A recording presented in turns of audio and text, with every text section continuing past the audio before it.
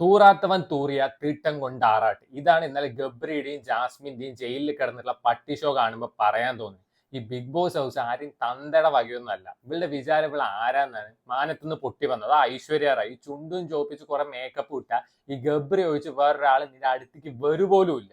So എന്റെ പൊന്ന് Rocky bhai, നിങ്ങൾ പോണ സമയത്ത് ഇവളുടെ താടിക്കിട്ട് ഒരു തട്ട് കൊടുത്തിട്ട് പോയെന്ന് വെച്ചാൽ നിങ്ങൾക്ക് ഞാൻ സല്യൂട്ട് അടിച്ചേനെ. ഇത്രയും തേർഡ് റേറ്റ് ആയിട്ടുള്ള കണ്ടസ്റ്റന്റ് ഇന്നേ വരെ ബിഗ് ബോസ് ഒരു ഇൻഡസ്ട്രിയിൽ ഉണ്ടായിട്ടാവില്ല. കുറെ പേര് പറയുന്നുണ്ട് ഹിന്ദി ബിഗ് ബോസ് മെറ്റീരിയൽ ആണ്. എന്താണ് 18+ കണ്ടന്റ് കണ്ടിട്ടാണോ നിങ്ങൾ ഹിന്ദി ബിഗ് ബോസ് മെറ്റീരിയൽ എന്ന് പറയുന്നത്? പിന്നെ ജാസ്മിന്റെ ഫാൻസിന്റെ അടുത്താണ് പറയാനുള്ളത്, നിങ്ങൾ ഈ സ്റ്റേറ്റസ് ഒക്കെ ഇടുമ്പോൾ BGM ഞാൻ പറഞ്ഞുതരാം, കട്ടിപ്പുടി ഇടാറ്, അതാണ് ബെസ്റ്റ് BGM. സോ ഇവര് തമ്മിൽ ഗബ്രിയും ജാസ്മിന്റെ ഇടയിൽ ഒരു കരിങ്കല്ല് കൊണ്ട് ഒരു മതിൽ പണിതാ പോലും അത് തുരന്നു പോകും. ഗബ്രി അല്ല കബ്രി. പിന്നെയാണ് ഇവിടെ ഒരു 4 ഇരുമ്പിന്റെ കമ്പി. ഇവന് മുല്ലപ്പൂവിന്റെ നാട്ടം കിട്ടിയില്ലെങ്കിൽ ഉറങ്ങാൻ പറ്റില്ല. നീ ആദ്യം കുളിക്ക് പെണ്ണെ, എന്നിട്ട് നീ ചിലക്ക്. സോ പാവം മറ്റേ പയ്യൻ രക്ഷപ്പെട്ടു എന്ന് തന്നെ പറയണം. ഇവൾക്ക് ബിഗ് ബോസിൽ വന്നില്ലെങ്കിൽ അവന്റെ കാര്യം ഒന്ന് ആലോചിച്ച് നോക്കും. കല്യാണവും കഴിഞ്ഞ് പെട്ട് തെണ്ടി തിരിഞ്ഞേനെ. സോ ബിഗ് ബോസിനെ തന്നെയാണ് ഇതിൽ കുറ്റം പറയേണ്ടത്. ഇവളെയൊക്കെ കൊണ്ടേ സൈക്കോളജിസ്റ്റിന്റെ അടുത്ത് കാണിക്കാനും കൺഫെഷൻ റൂമിൽ കിടത്തി താരാട്ട് പാട്ടി ഉറക്കണം. ആരാണ് ഇവള്? Lady big ബോസാ.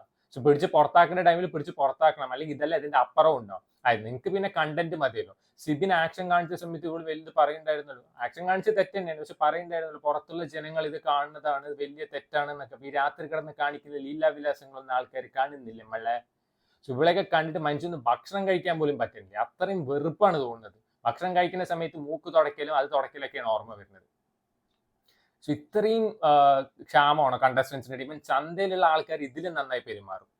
പൈസ കൊടുത്തിട്ടല്ലേ, നിങ്ങൾക്ക് പൈസ കൊടുത്തിട്ട് തന്നെയല്ലേ നിങ്ങൾ ഈ കോണ്ടന്റ് ഉണ്ടാക്കണം. നാട്ടുകാരെ ഉയരെന്തിനും എടുക്കണ ഇപ്പോ. ഇവൻ ശവനാറി പൂ വരെ ലജ്ജിക്കും നമ്മളെ കണ്ടു കഴിഞ്ഞാൽ.